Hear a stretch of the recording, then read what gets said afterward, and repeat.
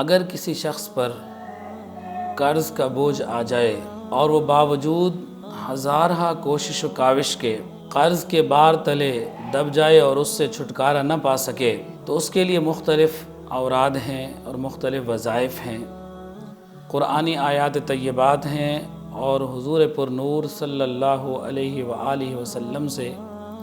معثور اور مروی دعائیں ہیں۔ لیکن قرآن کریم فرقان حمید کی ایک آیت مبارکہ جو سورہ آل عمران کی آیت نمبر 26 ہے، اگر کوئی شخص اس آیت مبارکہ کو صبح و شام 7 مرتبہ پڑھ لیا کرے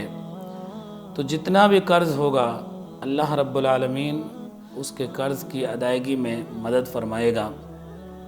اور وہ قرض کے بار سے نجات پا جائے گا۔ سورہ آل عمران کی آیت مبارکہ یہ ہے، قُلِ اللَّهُمَّ مَالِكَ الْمُلْكِ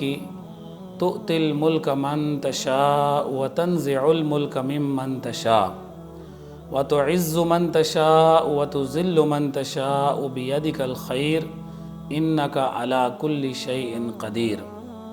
اللہ کے محبوب صلی اللہ علیہ وآلہ وسلم نے فرمایا کہ قرض سے بچو، کیونکہ قرض دن کو ذلت کا باعث ہے اور رات کو بے سکونی کا ذریعہ ہے۔ اللہ تعالیٰ تمام اہل ایمان کو قرض کے بار سے نجات عطا فرمائے اور رزق میں بے بہا برکتیں وسعت نصیب فرمائے، آمین بجاہ النبی الامین۔